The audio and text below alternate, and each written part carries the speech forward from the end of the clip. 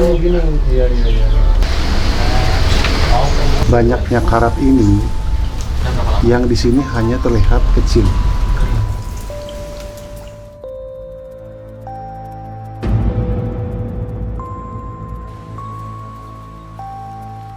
Oke, hai sahabat semua.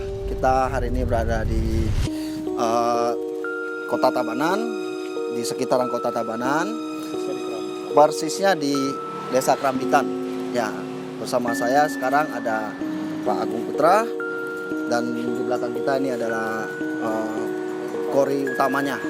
Nah, tujuan kita hari ini ke sini adalah untuk melakukan perjalanan spiritual. Spiritual yang bagaimana? Kita hari ini ada ritual untuk melakukan pembersihan keris. Nah, mungkin nanti boleh dijelaskan singkat aja oleh Ebri, silakan. Jadi hari ini kita menuju yang namanya Desa Klecung. Itu yang lebih juga dikenal dengan Pantai Klecung. Di sana ada suatu keluarga di desa tersebut memiliki dua buah pusaka, yaitu keris dan toba. Yang saya dapat informasi bahwa keris tersebut sangat tidak terawat. Maka dari itu saya hari ini mencoba mengunjungi keluarga tersebut.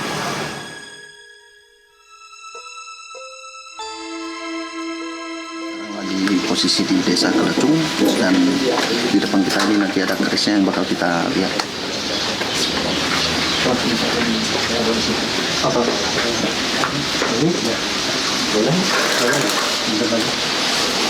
Kan itu tahu pakai ini sama ini bisa juga bilang.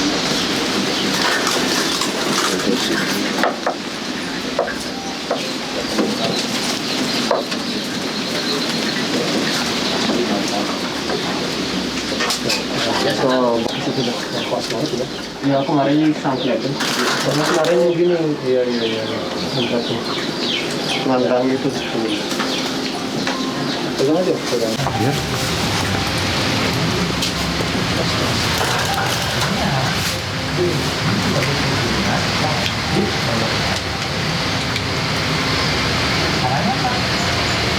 Maaf nanti. Ya.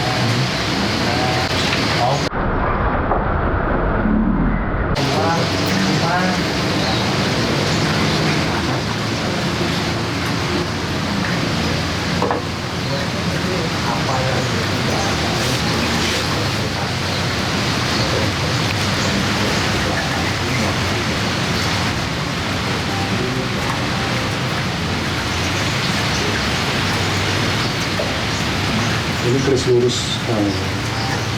Keris ini, lihat, ini banyak sekali karat.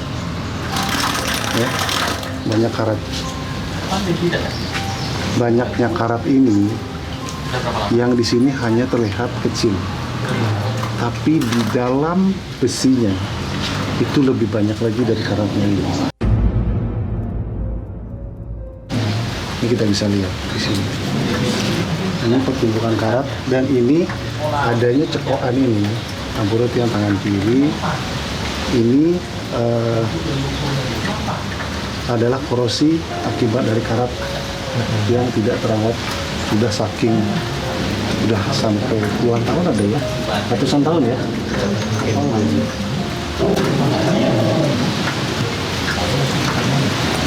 Bisa dilihat karatnya.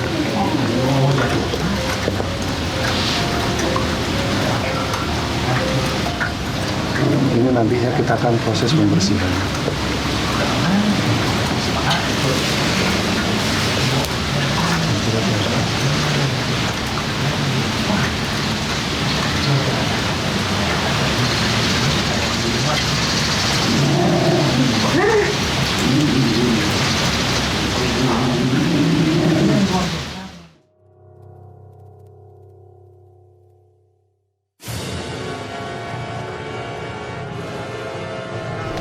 Kita sudah sampai di Pantai Klecung, dan kita akan menuju pura yang di dalam, dan sekalian juga kita ada hari ini bawa langsung kerisnya ke sini untuk pembersihan, untuk proses ritual pembersihannya.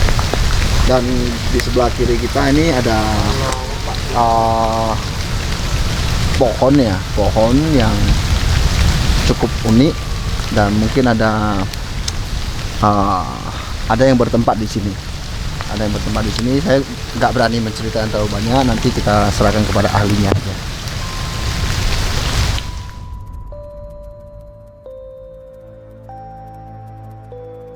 Kita berada tepat di depan pura.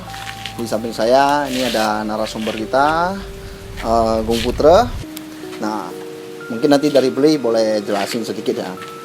Kita nanti di sini bakal ngapain, apa yang kita lakukan. Oke, saya panggil Putra.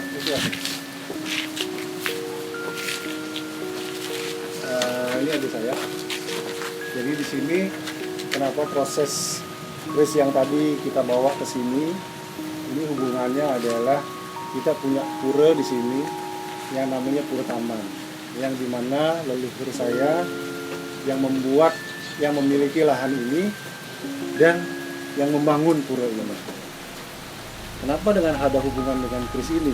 Karena kris ini juga dulunya milik dari leluhur saya, yang dimana kris ini diberi kewenangan oleh ketiga keluarga tersebut yang untuk merawat pura ini. Salah satunya cucunya. Nih, cucunya. Siapa namanya? Namanya Devi. Bapaknya nggak ada soalnya ya. Udah nggak ada, ya. Terus ya keluarganya yang lain lagi keluar ya? Oh iya, lagi keluar. Jadi di sini biar Devi juga tahu, kita di sini juga sama-sama biar kris ini juga diperbaiki lagi, biar bisa dirawat dengan baik lagi. Karena kris ini sudah kurang lebih 300 tahun umurnya. Nah, bukan kris sembarangan. Kris ini kalau kris biasa itu sudah hancur karena dia dipenuhi dengan karat. Ya.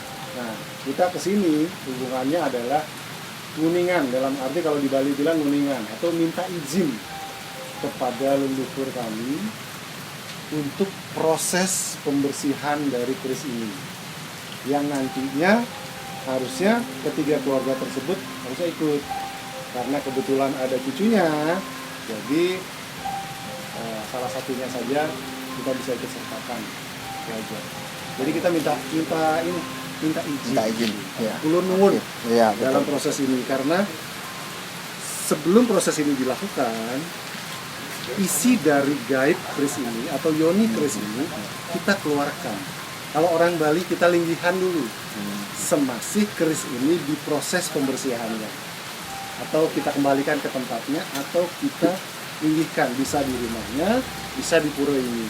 Nanti setelah proses ini selesai, itu panjang prosesnya, ada namanya perendaman kumkuman air kembang. Setelah itu selesai, baru adanya proses dikembalikan kembali yoninya ke tempat. Itu prosesnya seperti itu. Ya, terima kasih infonya. Jadi kris sudah berumur 300 tahun lebih dan akan segera kita lakukan nanti ini ritual untuk minta izinnya ke dalam dan dilakukan oleh Beli. Kita ikuti aja. Ya. Yuk.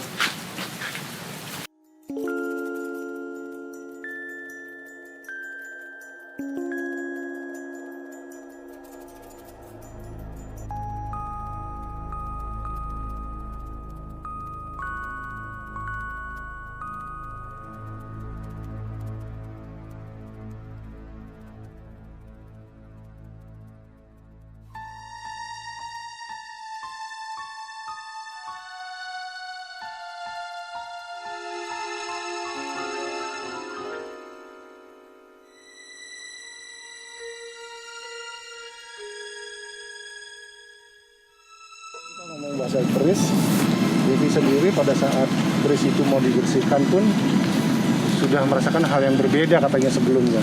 Katanya gimana deh? Dia ceritakan deh. Jadi sebelum kerisnya dibersihkan memang kadang lebih merasa takut, kalau walaupun di rumah sendiri kadang merasa takut, tapi sekarang sudah lebih aman, lebih leluasa saja. Ya, karena pernah sesak gitu ya. Iya, kayak merasa. Bayangkan di rumah Jadi sendiri nggak enak. Devi sendiri ada pernah merasakan sesuatu atau gimana gitu? Kalau untuk merasakan tidak, tapi cuman ada sedikit rasa takut saja, cuma Sedikit rasa takut akan apa gitu. Nggak tahu dia. nggak tahu. Nggak Itu tahu dia. ya. Iya, cuman kalau setelah dibersihkan kayak lebih lega Setelah saja. akan dibersihkan, Iya, setelah akan dibersihkan katanya ada Lebih- proses. lebih lega saja untuk Mungkin lebih nyaman ya. lebih nyaman untuk perasaan. Dan Mungkin. dia ternyata dari Sulawesi, saya nggak tahu. Oh, dari Di Sulawesi. sini gitu. Mungkin dia juga kejadian-kejadian nggak tahu. Proses ini juga dia nggak tahu gitu loh. Itu setelah informasi yang akan kita bersihkan, dia taunya adalah perubahan takut, rasa tidak enak, tidak nyaman, sesek itu hilang. Berarti kan kondisinya sudah sedikit tidaknya itu ada hal yang positif bagi keluarga di sana. Cuma di sini yang saya sayangkan, apakah dia dipilih untuk karena harus datang, harus terpilih ke sini, saya nggak tahu. Harusnya ya omnya jadi ya. Iya, Om. Nah, harusnya omnya.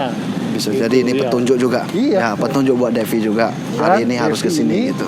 Di Sulawesi, kakaknya sama ibunya di Sulawesi. Biar dia juga bisa menjelaskan nanti kalau ke Sulawesi. Gitu. Jadi rumah di sini kosong, nggak ada siapa-siapa. Hmm. Ya, bentar ya. Sini, sini. Oke, jadi sekarang kita ada di pura yang di bawah. Oke, mari kita masuk ke dalam. Kita posisi di dalam pura, dan di dalam pura kita bisa lihat ya sekitaran sini. Dan di atas sana ya, di atas sana itu ada gua di dalam. Nah, karena sekarang kondisi hujan, jadi juga agak licin. Kita tidak naik ke atas, tapi kita lihat dari bawah saja.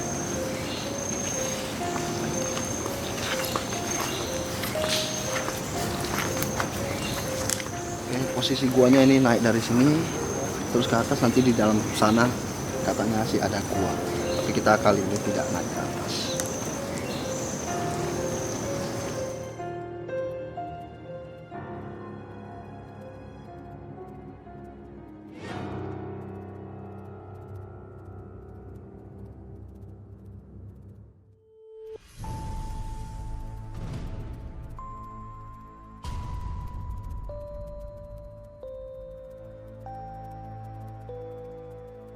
Jadi sekarang kita sudah kembali ke puri sini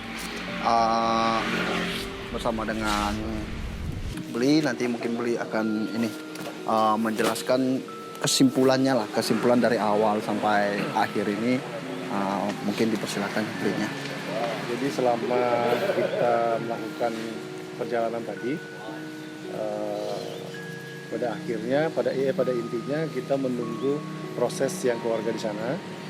Setelah mereka melakukan proses dengan leluhurnya lagi, bahwa dia tetap harus memberikan informasi kepada leluhurnya proses dalam pembersihan kerisnya. Jika dia sudah memproses permohonan kepada para leluhurnya, setelah itu keris itu baru bisa dibersihkan. Jadi setelah dia proses pada keluhurannya, keris itu dibersihkan, akan dicabut semua.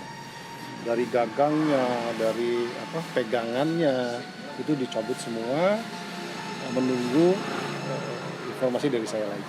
Nah, itu aja kelanjutan. Jadi mungkin Beli boleh kasih sedikit pesan ya kepada penonton kita terkait dengan barang-barang pusaka gitu. Jadi penonton juga tahu, siapa tahu di rumahnya memang ada peninggalan pusaka, bagaimana dia harus menjaganya, merawatnya gitu loh. Iya. Saya ada sedikit pesan buat teman-teman atau kerabat semua yang menonton. Jika kita memiliki pusaka, baik itu pusaka dari leluhur atau pusaka yang kita beli sendiri, jangan hanya bisa ingin memilikinya tinggi. Jangan punya rasa memilikinya saja yang tinggi, tapi juga merawatnya dengan baik. Merawatnya itu salah satu contohnya, selain dari ritual yang memang pusaka itu berjalan seperti dahulunya, bagaimana ritualnya, atau dengan cara yang saya tadi proses. Oke, jadi teman-teman sudah tahu ya, hari ini perjalanan spiritual kita itu bagaimana. Jadi pesannya dari Beli tadi ya, harus menjaga pusaka apapun itu ya, selain pusaka di lingkungan sekitaran kita juga harus jaga. Ya, sampai jumpa di perjalanan spiritual berikutnya.